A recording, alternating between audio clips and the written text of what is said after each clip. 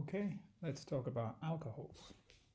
So we've done alkanes, alkenes, and now the third homologous series to think about are the alcohols. The functional group, so the business end, is the OH group.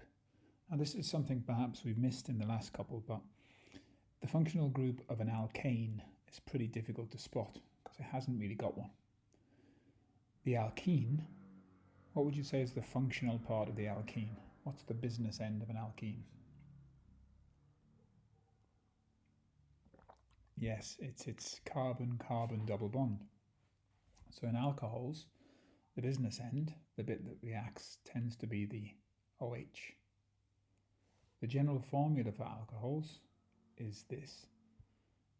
It's like alkanes, but it's lost a hydrogen and an OH has been added. Okay, so have a look at the following alcohols.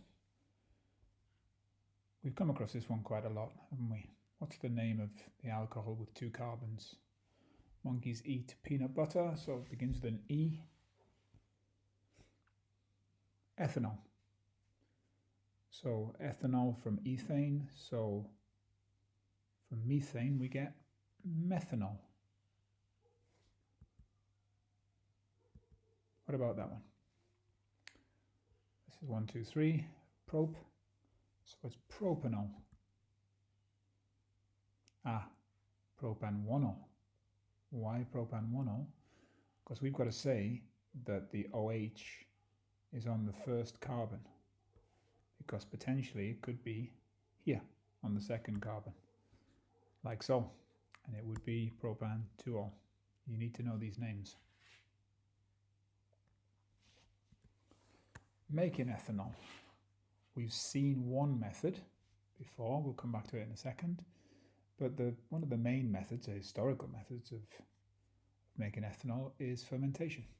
So we take some glucose, we usually get from plants, or fruits, for example, grapes, in the presence of yeast, which is an enzyme catalyst, the absence of air, it's anaerobic respiration, is it? I think. I'm not a biologist. And it breaks down to make ethanol and carbon dioxide. There you go. You need to know this equation. Yeast is acting as a catalyst, and we make ethanol. Sometimes we can write ethanol C2H5OH. Sometimes we write it slightly differently in chemistry. Okay. So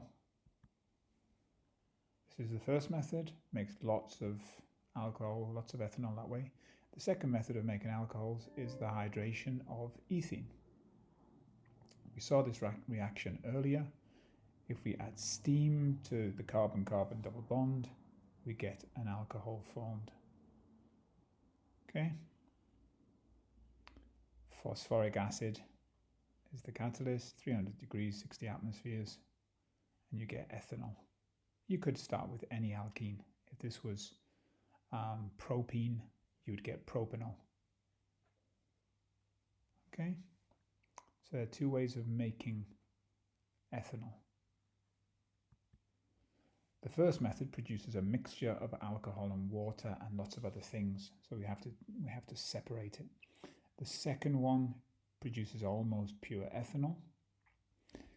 If you look at this video, it talks about the advantages and the disadvantages, the pros and cons of the two methods. Okay? Reactions of ethanol. Ethanol will undergo oxidation. So if you leave ethanol exposed to the atmosphere from the air, the oxygen in the air will cause the ethanol to be oxidized to ethanoic acid. Now this is how vinegar is traditionally made. Ethanol from wine or from any other source is oxidized using the air to make vinegar. Vinegar, the acidic component of vinegar is ethanoic acid. Okay? Now, you could do that with the air. In the laboratory, you can use potassium manganate 7 with some HCl with some acid added, or potassium dichromate 6 with some acid added.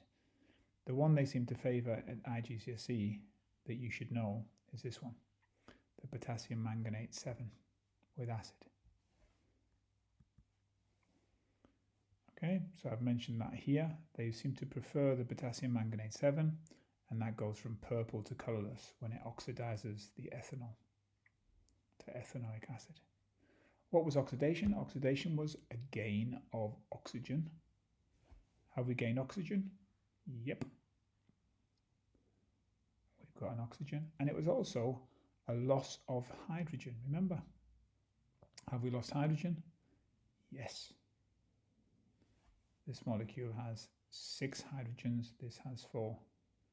This has got 2 oxygens, this had 1. So oxidation has taken place. You can fill that gap in there. Why is this oxidation? Cracking of ethanol to make ethene. So you need to be able to construct this diagram. You have some mineral wool, which is like a ceramic wool, which soaks up the ethanol.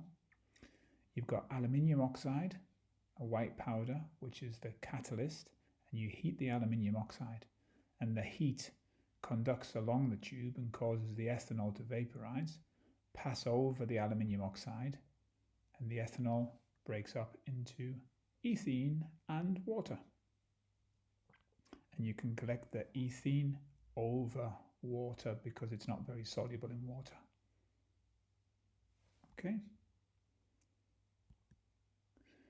Very careful with these reactions. When you do this, you've got to avoid suckback.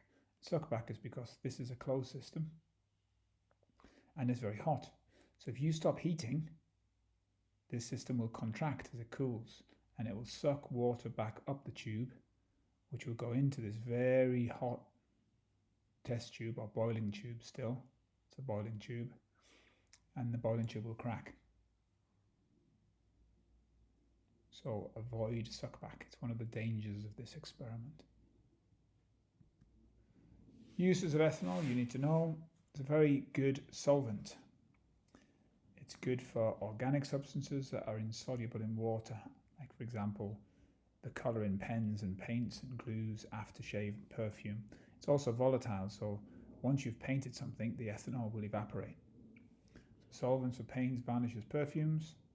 It's good for fuels for vehicles, and it can be produced on a large scale, which is sustainable. Fermentation of sugarcane. It burns in oxygen with a lovely blue flame. That's the blue flame there. It's used in alcoholic drinks, and it's used for making ethanoic acid, which is further used for preserving food and making esters. The combustion of ethanol is that. Fairly straightforward.